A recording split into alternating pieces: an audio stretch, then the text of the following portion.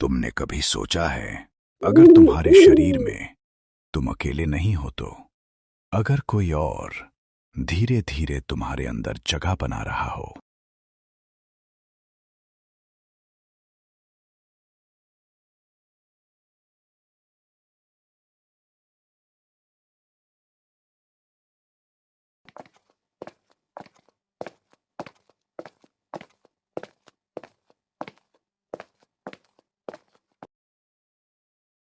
राज अपने नए घर में शिफ्ट होता है।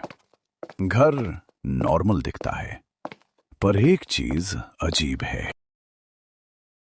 घर में आईने बहुत ज्यादा हैं, हर कमरे में, हर कोने में। पहली रात राज सो रहा होता है। अचानक उसे लगता है कोई उसके बगल में लेटा है। वो आंख खोलता है, कोई नहीं, लेकिन उसके बिस्तर पर दूसरी तरफ हल्की सी दबाव की निशानी होती है, जैसे अभी अभी कोई उठा हो। जब उसकी नींद आधी रात में खुलती है तो वो देखता है कि वो घर के पीछे वाले सुनसान ग्राउंड में था। अरे ये मैं घर के पीछे वाले ग्राउंड में कैसे आ गया? मुझे ये घर कुछ अजीब लग रहा है। कल कुछ करना पड़ेगा इसके बारे में। राज के साथ कल जो हुआ, उसके बाद उसने रात होते ही एक बाबा को बुलाकर लाया। क्या हुआ बच्चा? तू बहुत डरा हुआ है और तुझे यही घर मिला? बच्चा, तू इस घर की सच्चाई नहीं जानता, वरना तू ये घर में कभी आता ही नहीं। बाबा, मुझे ये घर कुछ अजीब लग रहा था। कल रात में जब मैं सो रहा था तो मुझे बहुत बुरे सपने आ रहे थे, और जब मेरी आंख खुली तो मैं ग्राउंड में था। बाबा, आप मेरे घर की इस समस्या का समाधान कर दीजिए। राज ने बाबा को अंदर लाया।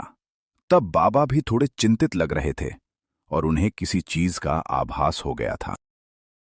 तभी किसी के रोने की आवाज सुनाई देने लगी, पर वो बहुत ही अजीब था। कौन है और क्यों परेशान कर रहा है इसे? तू क्या चाहता है? सामने आ पहले।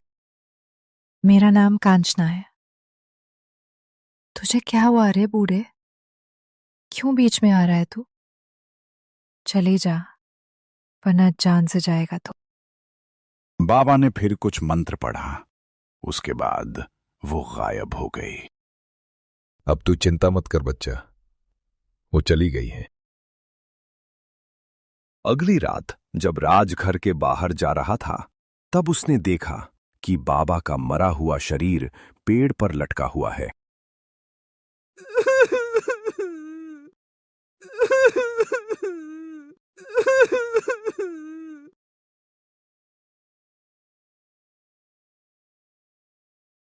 अगली सुबह जब राज घर छोड़ के जा रहा था और जब उसने अपनी गाड़ी को देखा तो वो खराब पड़ी थी और उसमें से धुआं निकल रहा था।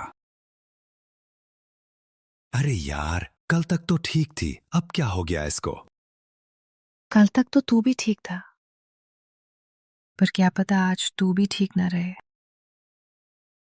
फिर अचानक से राज और वो भूतनी कंचना गायब हो गए और उसके बाद आज तक राज का पता नहीं चल पाया। जो ये घर में आएगा वो जान से जाएगा। अब देखते हैं अगला नंबर किसका है।